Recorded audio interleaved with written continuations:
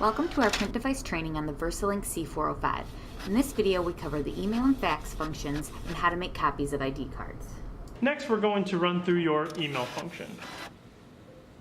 So when we select the email function, you will notice that the first thing that pops up is a keypad with an email address. Now what it does is it does attach the email address associated to your card, but if you do need to type anything in or delete that out, you'll just click this delete box and then delete it again to remove that email address out of there. If you're just sending a basic scan, all you have to do is place your documents into the feeder and press send up in the right hand corner. If you swipe down, that should remove the keypad so you can see more settings on that screen. As far as in this top yellow area, you do have the ability to change the subject line, and you also have the ability to name your file from here. Also on this page, you can change this from a PDF to any one of those types of files. If you click more, that will just show you the different abilities to do searchable PDFs, password protected, or different types of orientations. As we scroll down, you will notice that these settings are basically the same as your copy function if you've seen the previous video for the copying, but you will notice that there is a preview button at the very top. What that is if you slide that over, this will allow you to scan multiple documents before actually sending them, whether it be from just on the glass or if you're doing it just through the feeder. However, you cannot vary between the two. It does not give you the ability to scan something in the feeder and then scan on the glass. You do have to scan all of your documents through either just the feeder or just the glass. Once you're finished though, it will ask you or prompt you if you would like to submit the job or finish, and you will just simply select the button Done. You will notice though that you do have some color options here, double-sided and single-sided options. And then if you scroll down, you'll notice you have lighting and darkening options along with those same original orientation and original size buttons. The one I do want to point out though is you do have a remove blank page button. And what that is if you are scanning double-sided and single-sided documents, you may have noticed that you have a blank document that shows up within your file. And what this will do is if you turn that on, it will remove that back side of the single-sided document. And below that, you do have a message box, so if you are feeling sad or you just need some encouragement, you can actually type in a little personal message to yourself and, kind of give yourself some sort of a uplifting message, or if you're sending to someone outside that's not to your specific email address, then you can just kind of write a little personal message to them as well. Other than that, at the very bottom of the machine, you also have the reset button and the save button if you're going to save any presets for this machine. The reset will send everything back to the defaults and take you back to the top of the screen so you can start over within this application.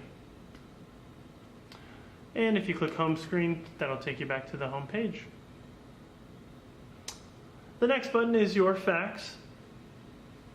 And you will notice that as we click on the fax, it does pop up a keypad to type in your fax number. All you have to do is start typing, and once you have it in there, click enter to save that recipient. From there, if you're just sending out a basic fax, all you have to do is click the send button. You will notice though that in this page, everything is kind of uniform as far as between faxing, emailing, or copying, and how they have this screen set up. It is set up as a touch screen or an iPad, something like that, where all of your settings are all on one page. At the very top though, you do have that same preview button as you had in email. So if you would like to scan multiple documents through just the feeder or multiple documents on just the glass and not have it send until you're ready, that's when you would turn on that preview button. Below the preview button is your two-sided scanning button, which this just gives you the different combinations that you have available to you. Below the double-sided options, you have your image options that you can adjust. You will see that you have your original type option along with your lighting and darkening.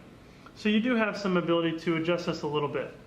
But below that, you also have a remove blank pages button. If you slide that over to reveal the check mark, what this will do is remove any backside pages of double-sided and single-sided scanning that you do all in one.